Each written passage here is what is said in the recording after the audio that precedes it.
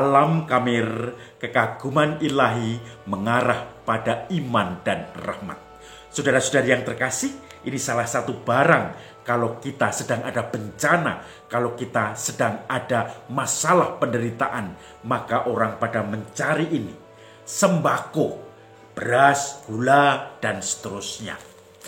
Maka saudara-saudari yang terkasih, di tengah-tengah pandemi COVID ini, banyak orang membutuhkan bantuan, uluran tangan kita, perhatian kita. Kita menderita, menangis, nasional dan bahkan internasional itu sedang mengalami pandemi COVID-19 ini. Maka tangis di mana-mana, orang meninggal di mana-mana, orang positif COVID di mana-mana, dan ini menjadi ketakutan bagi banyak orang. Maka bagi mereka yang langsung berdampak karena menjadi penderita COVID, dia akan menderita karena isolasi dan juga keluarganya. Tetapi bagi orang yang sehat, tetapi tergantung pemasukannya, income-nya pada usaha hari itu, maka dia pun akan menjadi korban juga. Karena pembatasan PPKM ini menjadi pembatasan bagi mereka juga untuk bekerja, sehingga mereka tidak punya income untuk makan. Mereka juga butuh uluran tangan kita. Air mata, kesedihan itu selalu kita lihat di mana-mana. Kita merasakan orang menderita seperti itu. Bahkan harus protes kepada petugas-petugas karena kalau tidak bekerja, dia tidak makan. Tetapi saudara-saudari yang terkasih, di balik itu ada banyak kemurahan hati Tuhan lewat orang-orang yang berbelas kasih. Orang-orang pada berbagi sedikit harta kepunyaannya.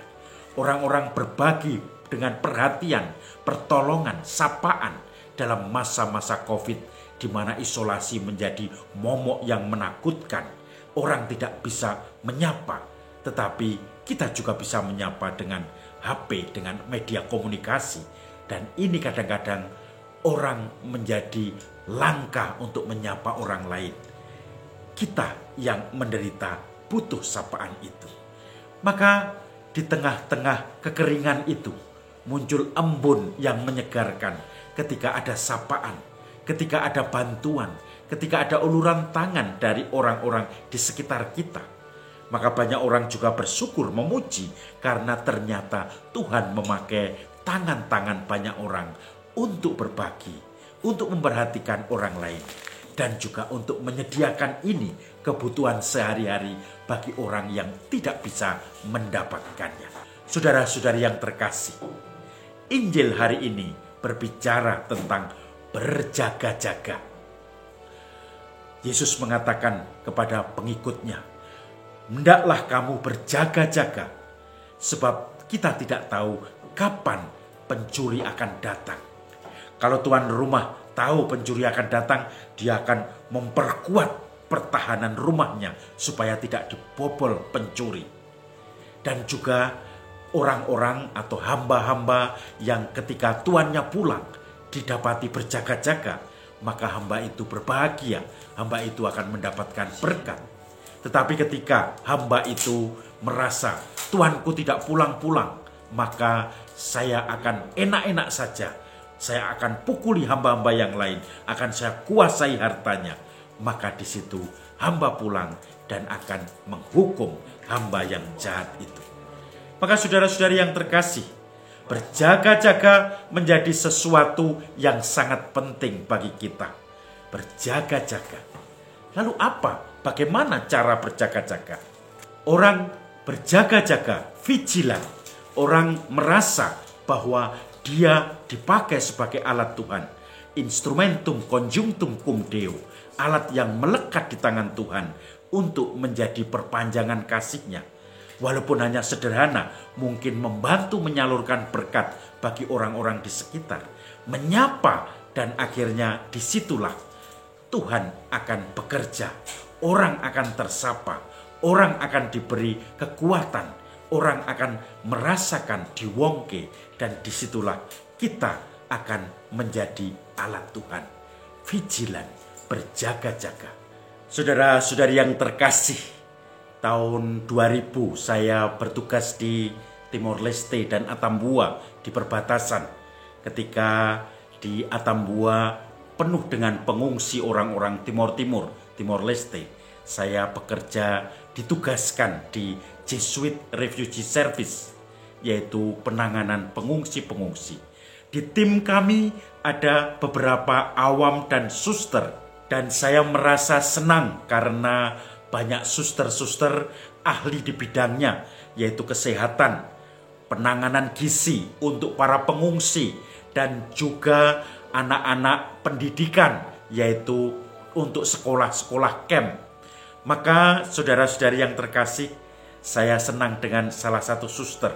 Suster itu selalu mencatat, melihat bagaimana camp-camp tertentu itu ada pengungsi. Anak-anaknya pada sakit apa? Butuh vitamin apa? Butuh perhatian apa? Dalam hal pendidikan, butuh alat-alat tulis, butuh bacaan apa? Dan itu kemudian dikomunikasikan dengan tim, dan setelah itu mencari dana untuk dari luar, yaitu dari Jakarta, dari tempat-tempat lain.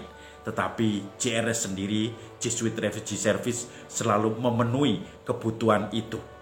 Saudara-saudari yang terkasih, rupanya itu bentuk vigilan, berjaga-jaga dari suster itu.